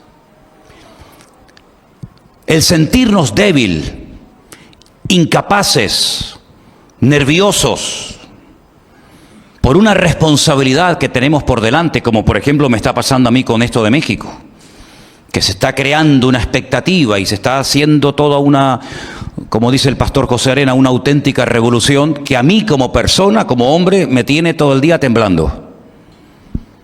Porque estas cosas a mí sinceramente me ponen muy nervioso. Una cosa es sentirnos débiles, ya digo, incapaces de poder cumplir con esas responsabilidades tan enormes que Dios pone sobre nuestros hombros. Y es bueno sentirse así, porque así no pierdes el contacto con la tierra y no te crees bajo ningún concepto que todo lo puedes y que todo lo sabes y que no hay nada que no puedas superar. Eso es una cosa. Y otra cosa muy diferente es el tema de las debilidades, en las cuales tenemos que trabajar mucho para que se conviertan con el paso del tiempo, con la ayuda del Señor, en puntos fuertes. Amén, hermanos. Si no mezclemos una cosa con otra, porque no tienen nada que ver. Los puntos débiles de nuestra vida no debemos de ocultarlos. Primeramente porque el Señor los conoce. Y como dijimos el día jueves, si esos puntos débiles no los reconocemos y se los entregamos al Señor, son auténticas amenazas en nuestro camino. Es como entrar en un terreno lleno de minas, que en cualquier momento puede salir por los aires porque no sabes dónde está el explosivo. Y ocultar los puntos débiles de nuestra vida, permítame ponerles el ejemplo de cuando Faraón en Egipto dio un edicto que dijo que tenían que matar a todos los niños pequeños, lanzarlos al río Nilo para que se ahogaran. Dice la Biblia que una familia ocultó a su hijo durante 3 meses. Y estoy hablando nada más y nada menos que de Moisés. Es imposible ocultar a un bebé. En algún momento llora, en algún momento hace ruido. Y cualquier madre que ya hubiera tirado al río o lo hubieran tirado al río a sus hijos, al ver a la vecina con su hijo escondido, probablemente te podría delatar y decir, ¿por qué yo tengo que experimentar este dolor y tú tienes el gozo y la alegría de poder tener a tu hijo escondido? Pues en cierto sentido, tratar de ocultar los puntos débiles es como decía el salmista, ¿dónde huiré de tu presencia? ¿Dónde me esconderé de tu Santo Espíritu? Ya que todo Dios lo ve, lo conoce y lo sabe perfectamente. Es absurdo intentar ocultar nuestros puntos débiles, porque cuanto antes los reconozcamos y los confesemos, pidiéndole ayuda al Señor, antes podremos superarlos y vencerlos en el nombre del Señor. Tratar de ocultar un punto débil, una debilidad de nuestra carne, de nuestro carácter, de nuestra forma de ser, es como intentar ocultar un cadáver en casa. Tarde o temprano el olor va a salir por todas partes y es imposible ocultar la vida de un cadáver en casa. Los puntos débiles huelen a muerte, los puntos fuertes huelen a vida. Y la Biblia habla acerca de la carne, y cuando habla de la carne habla del ego. Habla de lo que somos nosotros, de lo que éramos y practicábamos y creíamos y hablábamos y nos dominaba antes de conocer a Cristo. Gracias al Señor que ahora somos nuevas criaturas en Cristo Jesús, Señor nuestro. Las cosas viejas pasaron, he aquí todo es hecho nuevo. Pero el cristianismo no se vive con un cuerpo glorificado. El cristianismo, la vida cristiana no se vive sentado en el cielo, sino con los pies en la tierra y con el mismo cuerpo que teníamos antes de conocer al Señor. Y en ese cuerpo manchado por las cosas de este mundo, este cuerpo de barro, de polvo y ceniza, como decía el patriarca Abraham, es donde muchas veces todavía quedan reminiscencias de nuestra antigua vida y muchas veces pues salen a la luz. Y es lo que yo quiero en esta tarde hablar acerca de los puntos débiles. ¿Sabéis que hay más de 30 versículos en la Biblia que hablan acerca de las debilidades humanas? Y me llama muchísimo la atención que la Biblia no presenta a los hombres de Dios, a los hombres y a las mujeres, como personas que nunca fueron tentadas, que nunca tuvieron debilidades, que todo lo que hacían les salía bien, sino más bien todo lo contrario. El Señor no oculta el pecado de Adán y Eva. Podía haberlo pasado por alto, pero no lo hace. La Biblia dice que oyeron la voz de Satanás, le creyeron, le obedecieron y perdieron su comunión con Dios por desobediencia. Y la Biblia lo dice. La Biblia no oculta el asesinato de Caín. La Biblia no oculta la envidia y los celos de los hermanos de José cuando lo quieren matar, pero por la gracia de Dios se salvó y fue esclavo durante muchos años en Egipto. La Biblia no oculta las triquiñuelas de Jacob, tratando de obtener la bendición a toda costa, ¿verdad? Si hay que engañar al padre, se engaña. Si hay que hacer lo que sea, se hace con tal de obtener la bendición. La Biblia no oculta el pecado terrible de David, ni su adulterio, ni cómo mató al marido de la mujer con la cual se acostó. La Biblia no oculta las debilidades de Salomón, que por cierto todos sabemos cuáles eran, ¿verdad? La Biblia no oculta que Pedro negó al Señor, ni que Lot era un pelele y él estaba dominado por sus hijas, y aunque él lo pasaba mal en Sodoma y Gomorra, con tal de tenerlas contentas, era capaz de renunciar a su comunión con Dios y separarse de su tío Abraham con tal de tenerlas a ellas contentas. La Biblia no oculta la debilidad de Judas, que dice que era una persona que robaba la bolsa, extraía el dinero y finalmente terminó traicionando al Señor por unas pocas piezas de plata. La Biblia no oculta que uno de los compañeros de ministerio de Pablo, Demas, lo abandonó, pero no para irse con otro ministerio o para congregarse en otra iglesia o para servir al Señor en otro continente o de otra manera, sino que se fue al mundo. La Biblia no oculta el pecado de Alejandro el calderero, que dice que le causó muchos males al apóstol Pablo estando en la prisión. En otras palabras, la Biblia es un libro que refleja la carnalidad de los hombres y también su santidad. La Biblia no oculta que eran hombres de carne y hueso como nosotros, hasta el punto que Santiago dice de Elías, fíjense, el gran profeta Elías, dice que era un hombre sujeto a pasiones semejantes a las nuestras. Un hombre que se desanimaba y deseó morirse. Y de hecho le pidió al Señor, quítame la vida, ya no aguanto más. La Biblia no oculta que aquel grandísimo profeta llamado Jeremías, que predicó en Jerusalén jugándose la vida y que recibió todo tipo de humillaciones, estuvo en cárceles, fue azotado, etc. La Biblia no oculta que hay un momento en el que dice, no predico más. Total, ¿de qué sirve hablar? ¿De qué sirve amonestar? ¿De qué sirve advertir al pueblo de su pecado? Si nadie se convierte, nadie cambia, todo sigue igual o peor. La Biblia no oculta que se hartó y le dijo al Señor, ya no aguanto más.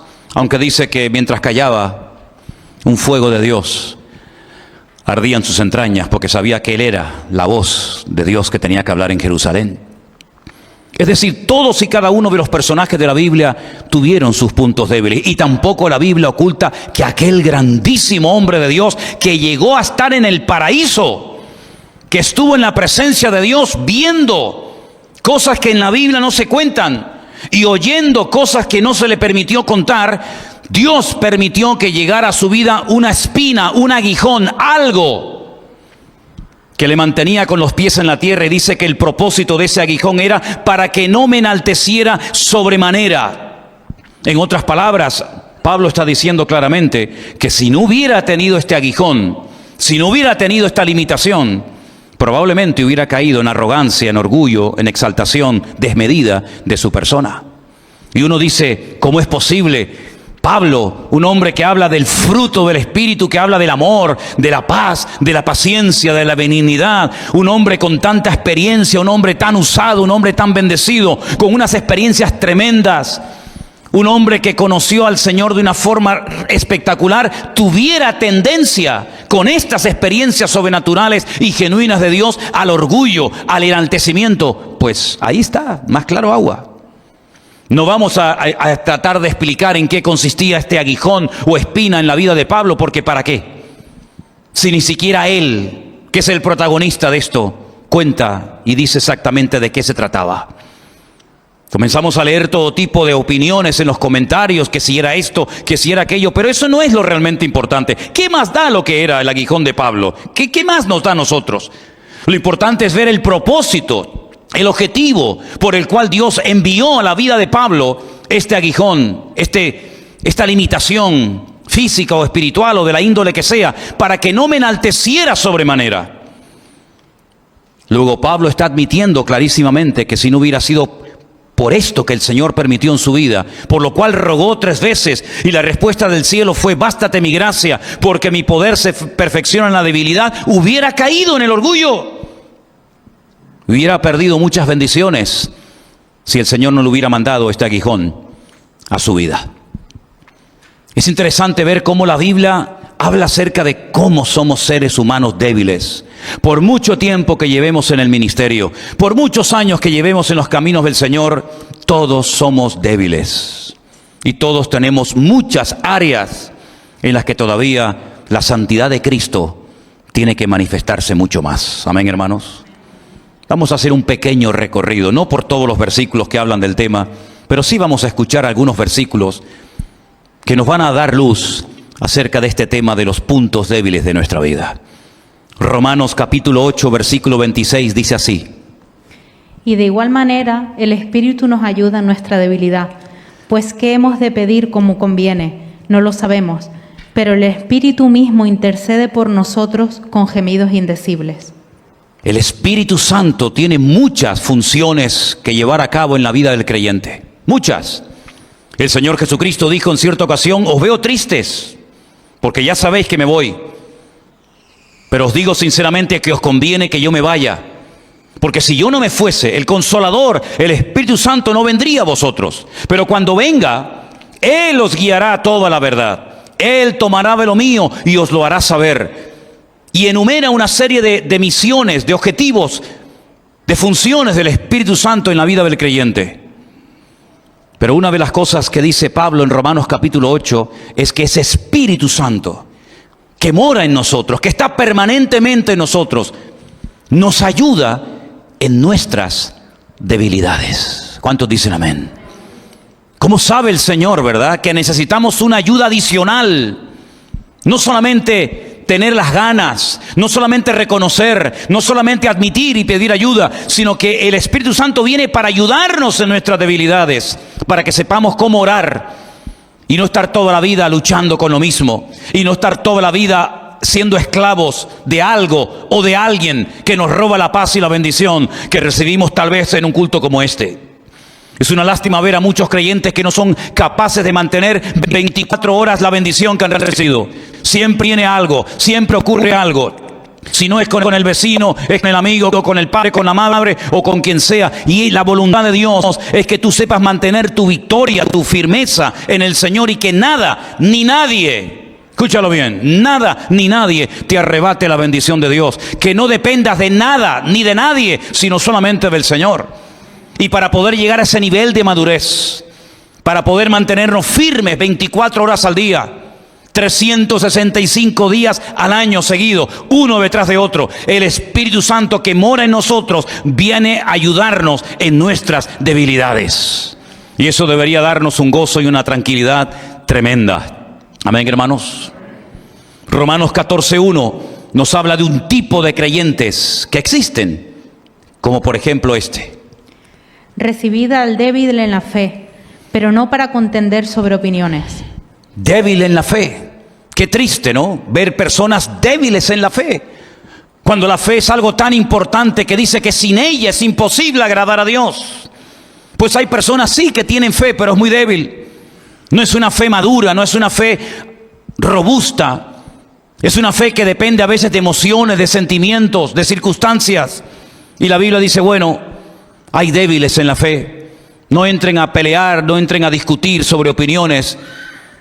Pues recíbanlo y traten de ayudarlos lo mejor posible. Espero que no haya ningún débil en la fe en esta tarde entre nosotros, ni en sus casas, sino que todos tengamos, como dijo el Señor de aquel hombre, grande es tu fe. En todo Israel no he encontrado un hombre con tanta fe como este hombre, ¿se acuerdan? También en Romanos capítulo 15, versículo 1, nos dice la palabra así. Así que los que somos fuertes debemos soportar las flaquezas de los débiles y no agradarnos a nosotros mismos. Ahí hay dos tipos de creyentes, los fuertes y los débiles. ¿A qué grupo perteneces? ¿Con quién te identificas? ¿Con los fuertes o con los débiles? Si dices con los fuertes, pues dice aquí que los fuertes deben de soportar las flaquezas de los débiles y no agradarnos a nosotros mismos. Y si eres del grupo de los débiles, pídele al Señor que salgas de ese grupo lo antes posible y que formes parte de los fuertes y maduros en el nombre del Señor.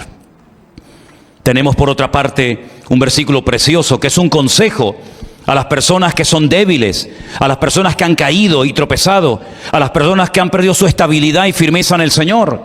Hebreos 11:34. Apagaron fuegos impetuosos, evitaron filo de espada, sacaron fuerza de debilidad, se hicieron fuertes en batalla, pusieron en fuga ejércitos extranjeros. No era ese el que yo decía, pero está bien, sí. El capítulo 11 del libro de Hebreos es extraordinario porque habla de cosas que se lograron hacer en la historia gracias a la fe. No todos hicieron lo mismo. Hay gente que tiene fe o tuvo fe para ir a la guerra y vencer a los enemigos del pueblo de Dios. Pero hay gente que tuvo fe para aguantar sufrimiento y torturas y adversidades. La fe nos ayuda para tantos y tantos aspectos de la vida. Y dice que hubieron personas que sacaron fuerza de la debilidad porque clamaron y se refugiaron en el Señor. Pero en la carta a los Hebreos, en el capítulo 12, verso 12, que es el versículo que es un consejo, dice: por lo cual, levantad las manos caídas y las rodillas paralizadas. Las manos caídas, los que dicen: he tirado la toalla, pastor, ya no puedo más con esto. He bajado las manos, me rindo, ya no puedo más.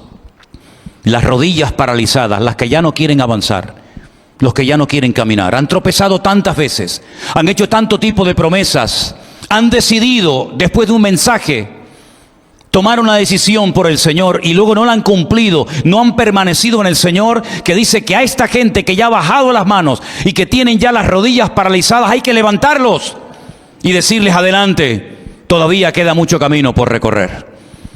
Le pasó a Elías, le pasó a Pedro, le pasó a tantas personas de la historia bíblica que por lo que hicieron o no hicieron, por lo que dijeron o dejaron de decir, se sintieron fracasados, inútiles. ¿Cómo se va a sentir Pedro después de haber negado al Señor 3 veces? No era la mejor noche, no era el mejor día de su vida. Fue el día malo para Pedro. Fue el día en el que no fue capaz de decir: sí, yo soy un discípulo de Cristo. Yo he visto al Señor glorificado en el monte y he visto cómo se le presentó un día a Moisés y Elías. Sí, yo lo he visto. ¿Cómo voy a negar eso? ¿Y cómo voy a negar que yo fui uno de los que repartían panes y peces a enormes multitudes cuando yo sabía que no teníamos recursos para que las multitudes se saciaran? ¿Cómo voy a negar eso? ¿Cómo voy a negar que un día entró a mi casa y oró por mi suegra y la fiebre desapareció al instante? ¿Cómo voy a negar yo que caminé con mi Señor por encima de las aguas? Pues lo negó, no sé quién es ese hombre. Y por eso dice que esa noche lloró amargamente. Y por eso el Señor, cuando resucita 3 días más tarde, le dice a una de las mujeres: dile a mis discípulos y a Pedro, porque él dice que no quiere ser más de mi grupo. A mis discípulos y a Pedro, dile que vayan a Galilea, que allí yo me voy a encontrar con ellos. Y vemos al Señor que le da una segunda oportunidad y lo restaura y lo levanta y le dice: apacienta mis corderos. Sí, al que había negado 72 horas atrás al maestro, le dice: apacienta mis ovejas. Es decir, no sigas en ese estado de frustración y de amargura y de tristeza, porque yo todavía puedo usar tu vida poderosamente. Y aquel que le dijo: si no veo las llagas, si meto mi dedo en sus llagas y en su costado no creo, a ese también el Señor se le apareció. Y tantas personas de la Biblia que fracasaron y cayeron en su debilidad, pero que el Señor los restauró, porque nuestro Dios no solamente es un Dios que salva, sino un Dios que restaura a los que han caído y han bajado las manos y tienen sus rodillas paralizadas. También nos dice en el libro de Joel algo muy interesante, y ahora vamos a dar un giro en el mensaje, porque hay un texto que a lo mejor a priori no se entiende, pero yo lo voy a utilizar y les voy a decir por qué. Joel capítulo 3, versículo 10. Forjad espadas de vuestros azadones, lanzas de vuestras hoces. Diga al débil: fuerte soy. Forjad espadas de vuestros azadones. Es un cambio radical. No es lo mismo una azada que una espada. No es lo mismo una hoz que una lanza. Y el Señor lo que está diciendo es: cambien las armas. Ya no usen azadas, ahora usen espadas. ¿Y no será que a lo mejor el sistema o lo que has hecho para cambiar te ha fallado y estás empeñado en seguir haciendo lo mismo? Quiero recordarle las palabras de aquel hombre que todos conocemos, Albert Einstein, que dijo en una ocasión: si quieres ver cambios, no hagas siempre lo mismo. Y hay personas que están empeñadas que el sistema, que el método que ellos tienen es eficaz. Y lo podemos ver en la sociedad en la que vivimos. Y el Señor Jesucristo la definió como ciegos, guías de ciegos. Si un ciego cae en el hoyo, ¿cómo va a poder guiar a otro? Los dos caerán en el mismo hoyo, en la misma trampa, en la misma red. Nosotros tenemos armas espiritualmente hablando para poder vivir vidas cristianas victoriosas. Piensa en qué has estado haciendo, qué has intentado, qué lugares has visitado, a qué sitios has ido.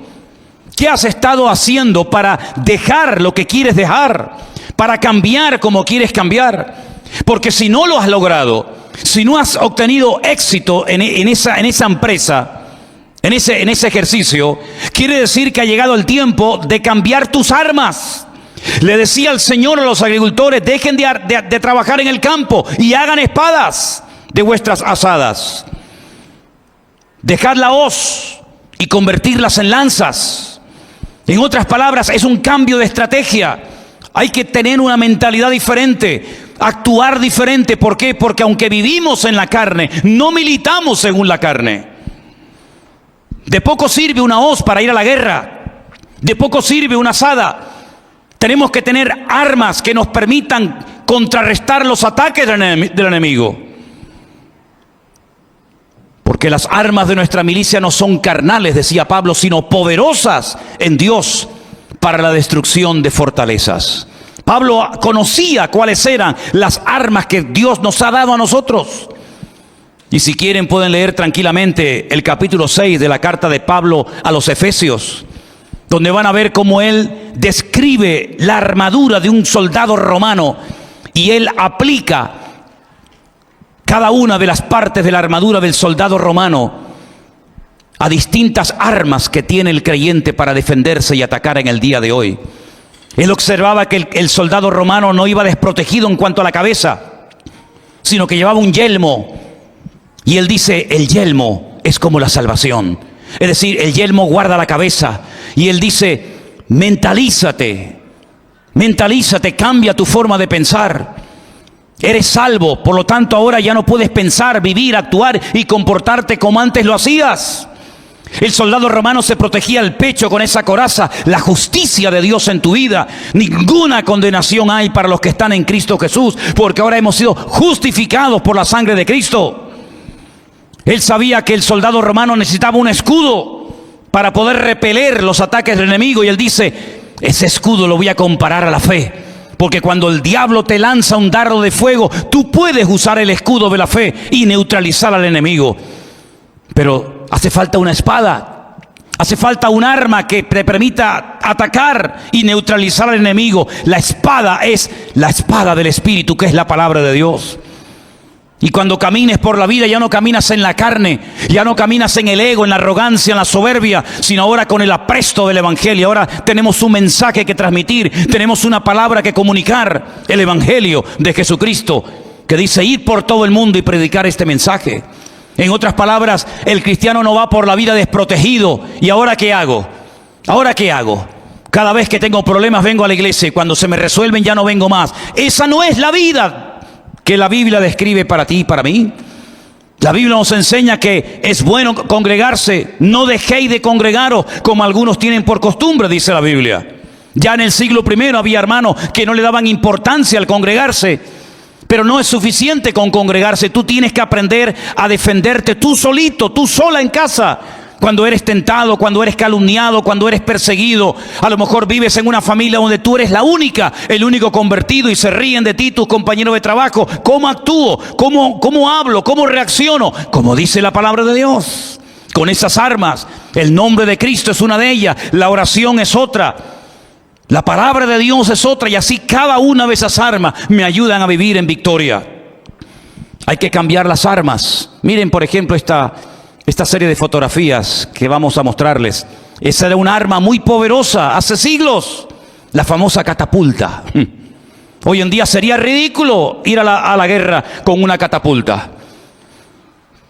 o con esta otra arma que ven ustedes ahí, sí, que podía matar, hacía mucho daño la ballesta, pero son armas muy antiguas. Esas armas hoy en día están en un museo, son reliquias que la gente va a visitar. Esas catapultas que lanzaban piedras, esa bola con pinchos que utilizaban en el campo de batalla, en el cuerpo a cuerpo, tuvieron su momento, pero sería ridículo hoy en día mandar a un soldado a la guerra con estas armas. No tiene ningún sentido, están caducadas, ya no funcionan. Nadie va a la guerra con este tipo de armamento. Antes sí, tuvieron su momento, tuvieron su lugar, cualquiera daría lo que fuera por tener cosas como estas. Pero hoy en día hay otro tipo de armas. Comparen eso con una catapulta. Comparen eso con una catapulta. Robots que son capaces de ir a lugares donde no hace falta ni que vaya el ser humano, lo teledirigen para que vaya y dispare. Miren qué misiles que pueden viajar miles y miles de kilómetros a otros continentes y hacer una destrucción terrible. Miren qué armamento. Queridos hermanos, hay armas antiguas y armas modernas. Y en el mundo espiritual ocurre exactamente lo mismo. Cuando tú no conocías al Señor, tenías tus métodos, tenías tus ideas para defenderte, para protegerte, pero no puedes seguir aplicando, no puedes seguir viviendo con aquellos métodos hoy en día tu vida cristiana. ¿Qué hacías antes cuando alguien te criticaba? ¿Qué hacías antes cuando alguien te insultaba? ¿Qué hacías antes cuando alguien te miraba mal? ¿Qué arma utilizabas? ¿El amor? ¿La paciencia? ¿La misericordia? ¿La oración? ¿La bendición? ¿Seguro? ¿Utilizabas el impulso de tus puños, las palabras de tu boca? Sabe Dios qué armas utilizábamos nosotros, ¿verdad? Pero ahora, aunque andamos en la carne, aunque estamos en este mundo, no militamos, no ejercemos en el ejército de este mundo, sino que ahora cuando recibimos ataques y presiones de todo tipo, de arriba, de abajo, incluso hasta de hermanos en Cristo, porque no solamente son los problemas que vienen de la calle, a veces también vienen desde adentro. Y se levantarán de entre vosotros, dice la Biblia, falsos profetas y falsos apóstoles y falsos hermanos. Por supuesto que sí, siempre lo ha sabido y siempre lo sabrá. Pero ¿cómo reaccionamos ahora ante todo eso? Con armas diferentes, con armas espirituales, con lo mismo que hacía el Señor cuando le insultaban, que no devolvía otra maldición. Dando ejemplo, comportándonos de una forma distinta y diferente, llevando todo a la oración, a la presencia del Señor y poniendo todo en sus manos, sabiendo que Él es nuestro mejor abogado. ¿Cuántos dicen amén? Si no aprendemos a vivir así, si no queremos defendernos a nosotros mismos, estaremos perdiendo el tiempo y seremos otra vez víctimas de nosotros mismos. Porque dicho sea de paso, el mayor enemigo que nosotros tenemos somos nosotros mismos. Las armas que el Señor nos ha dado son armas poderosas que en el mundo espiritual tienen un efecto destructivo. Fíjate, cuando oramos al Señor, estamos orando por personas de otros continentes, personas que nunca hemos visto su rostro, pero que la oración, que no conoce fronteras, es capaz de llegar hasta ese hospital, hasta esa casa, y tocar a ese joven en esa cárcel o en esa circunstancia difícil en la que se encuentra. Y es un arma tremendamente poderosa que viaja de continente a continente, de país en país, y sobre todo cuando va ungida y respaldada por la palabra y por el nombre de Cristo. Esas son las armas que tenemos nosotros hoy en día. Antes, cuando tal vez no teníamos dinero, cuando no podíamos pagar las deudas, cuando nos echaban del trabajo, cuando no te pagaban lo que te habían prometido pagar, ¿verdad? Agarrabas al jefe por el cuello, le insultabas, lo querías denunciar, le querías pegar. Pero sin embargo ahora tenemos las promesas de Dios. Y en esas promesas el Señor nos dice: yo soy tu pastor y nada te faltará. Nada te faltará. Y a veces nos enfadamos con las personas. Y es como cuando nos golpeamos con el martillo un dedo. ¿Le ha pasado alguna vez a ustedes? ¿Alguna vez te ha pasado? Como duele, ¿eh? ¿Qué sentido tiene que insultes al martillo? ¿Qué sentido tienes que llames de todo al martillo? El martillo es simplemente el instrumento, pero el que se ha hecho daño eres tú utilizando ese instrumento. Y a veces no sabemos interpretar las cosas que ocurren. Pensamos que es el jefe que la tiene tomada conmigo, o el vecino de arriba. Pero ni una hoja de un árbol se cae sin permiso de Dios. Y cuando ocurre algo es porque detrás de ese algo nuestro Dios está hablando y está tratando de enseñarnos algo. Puedes pelear con el martillo.